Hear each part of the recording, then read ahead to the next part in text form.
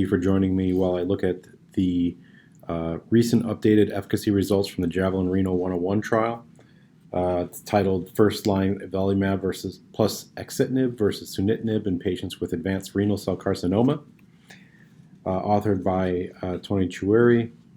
This was a phase 3 trial, and it was a follow-up to the original Javelin Renal 101, which looked at avelumab plus axitinib versus sunitinib alone in treatment for advanced renal cell carcinoma.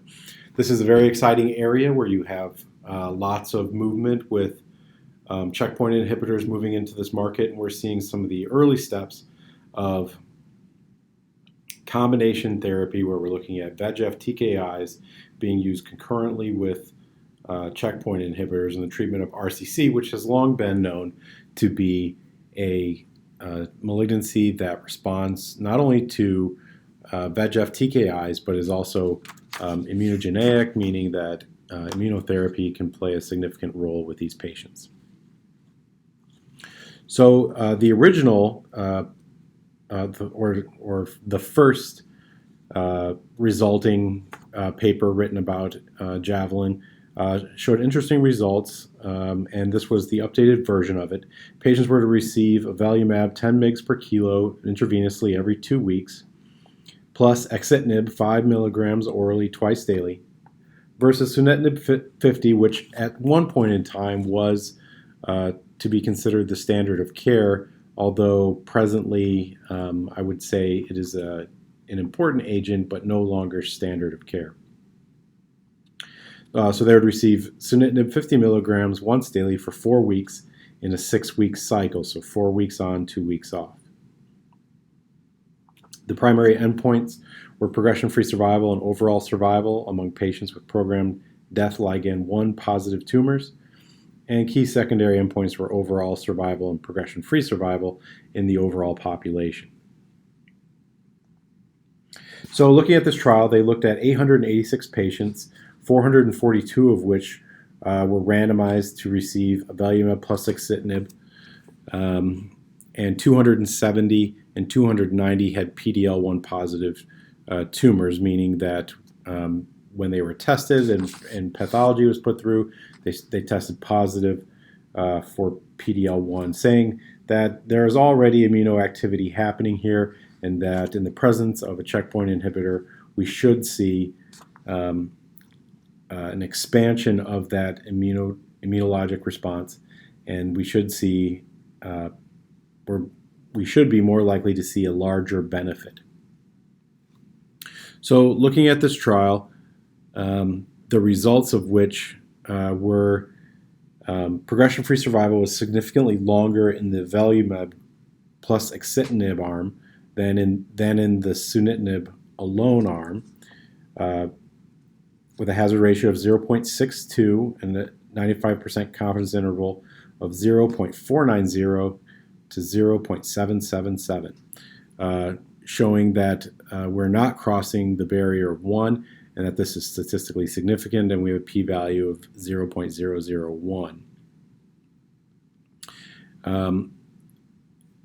Also important in this is looking at overall survival data, which were immature. And we see our 95% confidence interval crossing from 0.596 to 1.151, showing that we did not meet statistical significance at this point in the trial, although it's very important to say that this overall survival data was still immature.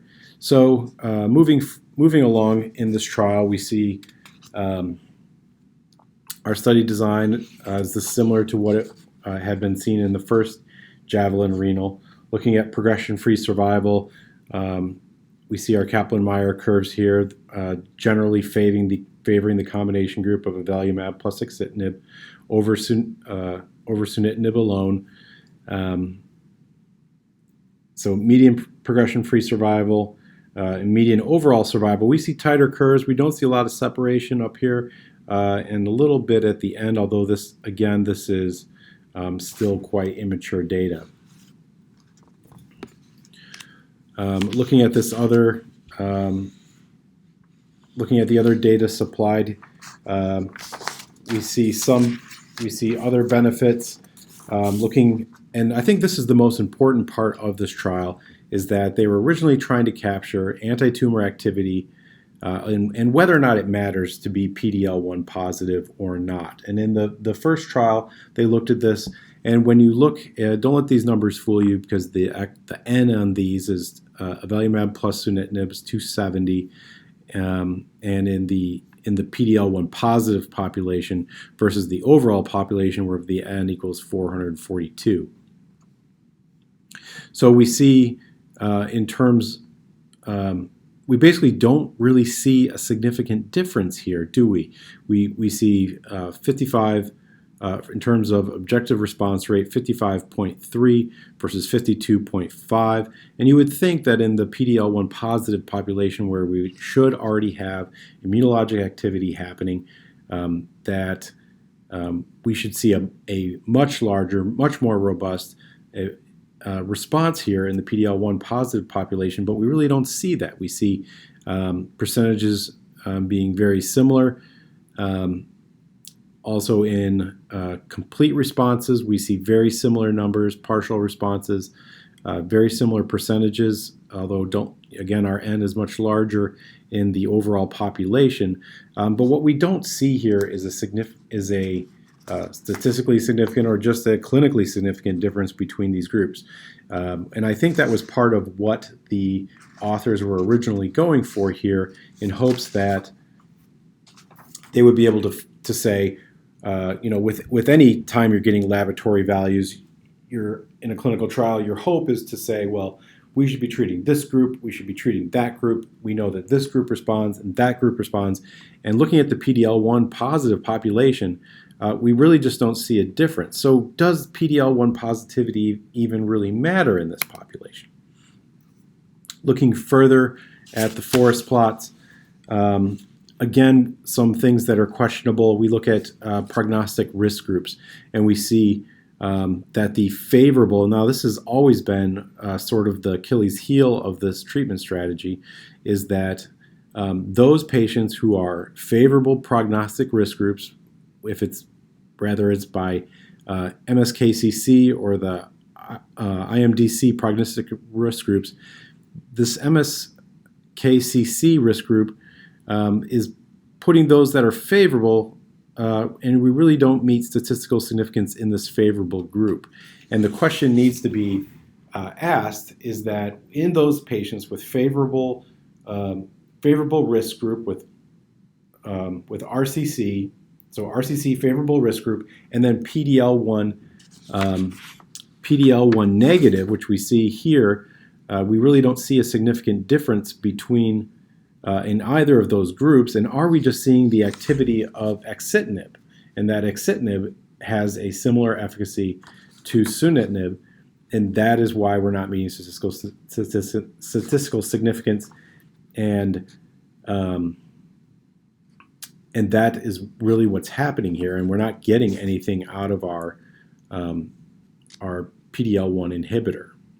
So food for thought there. Again, that's for progression-free survival, this forest plot, and looking at overall survival. Again, we see issue in the favorable risk groups, and we see PD-L1 status, again, not meeting statistical significance at all in this forest plot. Again, asking the question, well, ask many questions. One, do these prognostic risk groups, if we're moving to a standard of care being combination therapy with a PD-L1 with a checkpoint inhibitor plus a VEGF TKI, does PD-L1 status, does prognostic risk group, does any of this matter anymore? When we look at the intent to treat population, previously we see that there really isn't any difference between these two. So the question, so maybe we need to stop looking at these in this manner and perhaps throw this out and look at this as standard of care and what treatment should be moving forward.